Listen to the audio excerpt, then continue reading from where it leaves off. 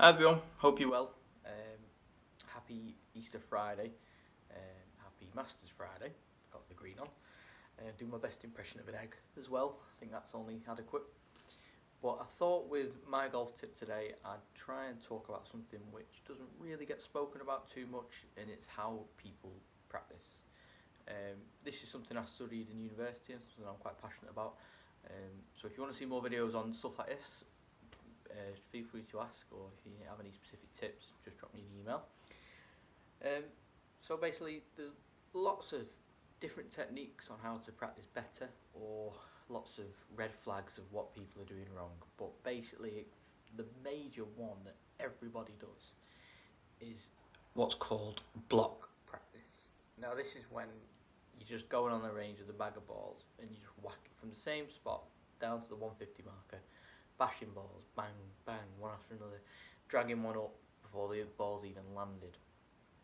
Now, there's lots of negatives to this type of practice because you're not really practicing, you're just warming up really. And the research has shown it has very little effect of transfer of skill to the golf course. So if you're doing that before you're warming up for golf, that's all you're doing, you're warming up, you're not getting any better before you're around the golf. The only thing it's good for is if you're really struggling. So say, God forbid, you end up with the ham shanks, you would want to then go onto the range and do a bit of block practice. Hit as many balls as you can and get ready for when you next time go on the golf course. So a way to improve this would be to put some variety into your practice. This will be through going down to the range with your 50 ball basket and dropping it down, getting say 3 clubs, pick 3 targets and hit 3 different shots to each target, and never hit the same shot after each one. That's what's called random practice. Now, random practice has a whole range of positives, but it also has the opposite negatives to what block practice would have. So if you're learning a skill and you're, say again, the person with the shanks, if they went down to the range and started to hit a fade to the 150 and then a bit of a draw to the 120, you're probably going to shank them twice again. That type of person needs to stick towards the block practice.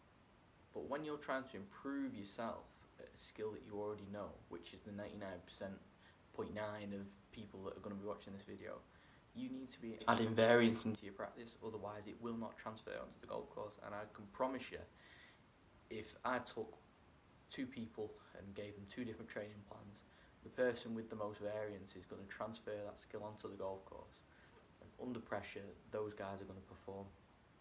So if that's going to be the only thing you take away from this video, is to add variance into your practice.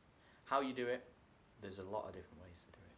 It's basically how comfortable you are, what clubs you want to use, but the more uncomfortable you are in your practice, the better it will be long term. Hopefully this has given you some insight on how psychology can help you golf. It's a topic I'm quite passionate about, so if you have any questions on it, just send me send the shop an email. Scott will send me it, and I'll hopefully try and tackle it in a video or reply to the email accordingly. I hope everyone's staying safe, and this only took me 42 takes, so feel free to share it with the world. Take care.